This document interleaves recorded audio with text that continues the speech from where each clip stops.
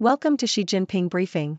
The content of the briefing includes: PM Albanese arrives in China for landmark visit, says it's in our national interest. Narrative war, China's TikTok users are being told that Aristotle did not exist. Overdue loan, China may recall Australia's only pandas. Republican defense hawks have had it with party populists. China accuses US of encouraging provocations in South China Sea. PM Albanese arrives in China for landmark visit, says it's in our national interest. The Guardian. Australian Prime Minister Anthony Albanese has arrived in China for a 3-day official visit, with the aim of rebooting diplomatic relations between the two countries. Albanese stated that Australia will cooperate with China where we can, disagree where we must, but also engage in our national interest. The visit is the first by an Australian Prime Minister since 2016 and comes after a period of significant turbulence in the bilateral relationship. Albanese plans to raise human rights and consular issues during the trip. Narrative war, China's TikTok users are being told that Aristotle did not exist. South China Morning Post. Chinese scholar Jean Sonrong has sparked a debate about the existence of Aristotle, arguing that there is no written record before the 13th century that can prove the philosopher's existence. Jin's statements reflect a growing trend among some nationalistic intellectuals in China who argue for a less Western-centric version of history. This comes as China engages in a war of narratives with the US and its allies. Western scholars have also raised doubts about China's 5,000-year history. Overdue loan, China may recall Australia's only pandas. The Sydney Morning Herald. The future of two giant pandas, Wang Wang and Fu Nai, currently on loan to Adelaide Zoo from China, is under threat as their loans are set to expire in 2024. Adelaide Zoo is set to begin discussions with China Wildlife Conservation Association about extending the loan. The pandas have been at the zoo since 2009 and have become major tourist attractions, although their breeding attempts have been unsuccessful. There are currently 63 pandas on loan to 19 countries worldwide as part of China's panda diplomacy program. Republican defense hawks have had it with party populists. Bloomberg. Republican senators who support a strong U.S. military are challenging party populists over national security, increasing the odds for more Ukraine aid and an end to a months-long blockade on Pentagon promotions.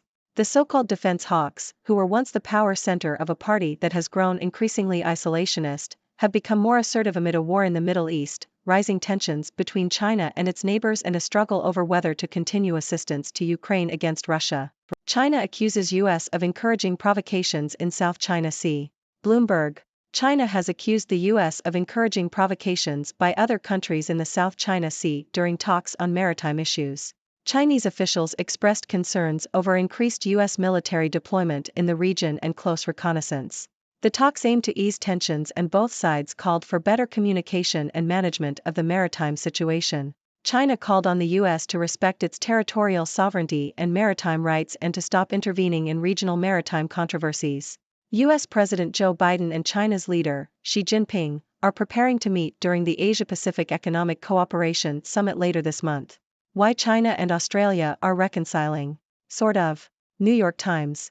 Australia's Prime Minister, Anthony Albanese, is visiting Beijing for a 3-day meeting with China's President, Xi Jinping, as a small step towards economic and diplomatic stability after years of tension between the two countries.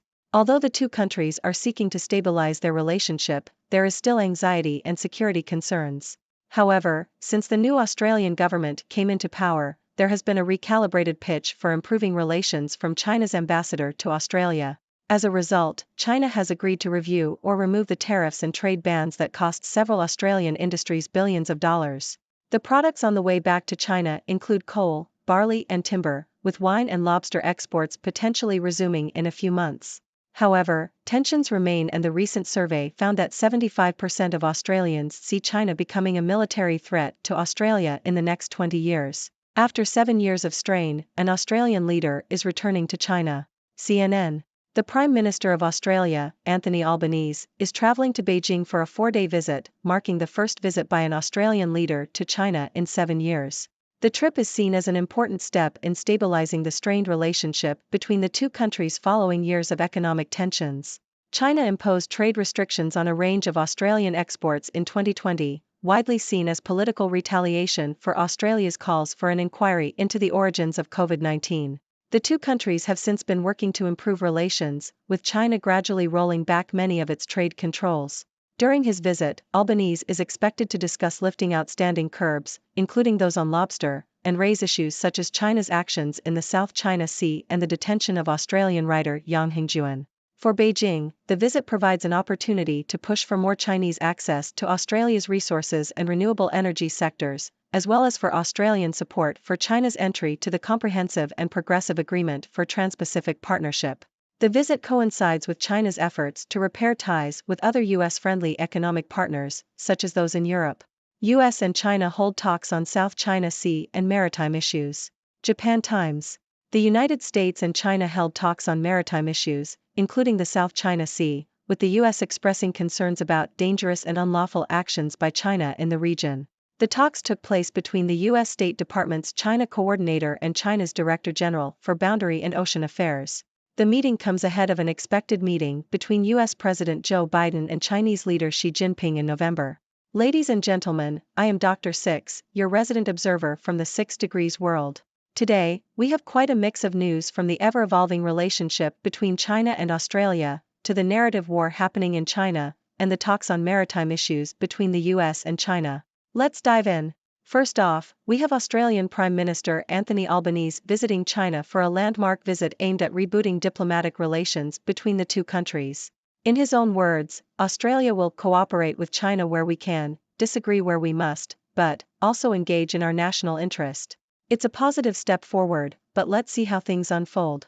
In a rather peculiar turn of events, Chinese scholar Jean Sonrong has sparked a debate about the existence of Aristotle, claiming there is no written record before the 13th century that proves the philosopher's existence. It seems some nationalistic intellectuals in China are advocating for a less Western-centric version of history. Well, I suppose even Aristotle's existence can be up for debate in our interconnected world. Next, we have an overdue loan situation where China may recall Australia's only pandas, Wang Wang and Fu An'ai. The pandas have been on loan to Adelaide Zoo since 2009, but their loans are set to expire in 2024. Adelaide Zoo is hoping to extend the loan, as the pandas have become major tourist attractions. After all, who can resist the charm of these cuddly creatures? Moving on to the US, we see a clash between Republican defense hawks and party populists over national security. The defense hawks, who support a strong US military, are challenging the isolationist tendencies within their party. This could have implications for Ukraine aid and Pentagon promotions. It's a battle of ideologies within the Republican Party, and time will tell who comes out on top. On the US-China front, China has accused the US of encouraging provocations in the South China Sea. The talks on maritime issues aim to ease tensions, but China expressed concerns over increased US military deployment and close reconnaissance in the region. Both sides called for better communication and management of the maritime situation. Will they find common ground or continue their war of words? Finally, we have some signs of reconciliation between China and Australia. Prime Minister Anthony Albanese's visit to Beijing is seen as a step towards economic and diplomatic stability after years of tension. China has agreed to review or remove tariffs and trade bans on several Australian products, potentially resuming exports in the coming months. However, tensions still linger, with many Australians seeing China as a military threat in the future. In conclusion, the relationship between China and Australia is showing signs of improvement, but it's still a delicate dance.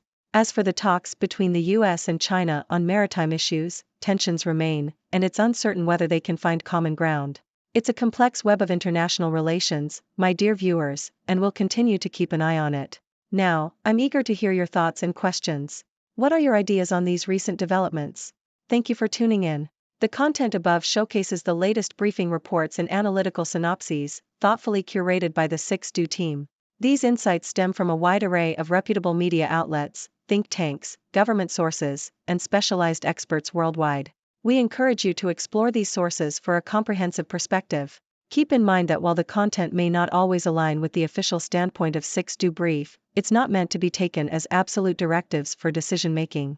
Comprising seasoned media professionals, learned scholars, and accomplished scientists, the 6Do team embodies a trailblazing, fully independent media entity. To customize 6Do Brief to meet your professional needs, you have the option to subscribe to a diverse array of briefings on our website, 6dobrief.com.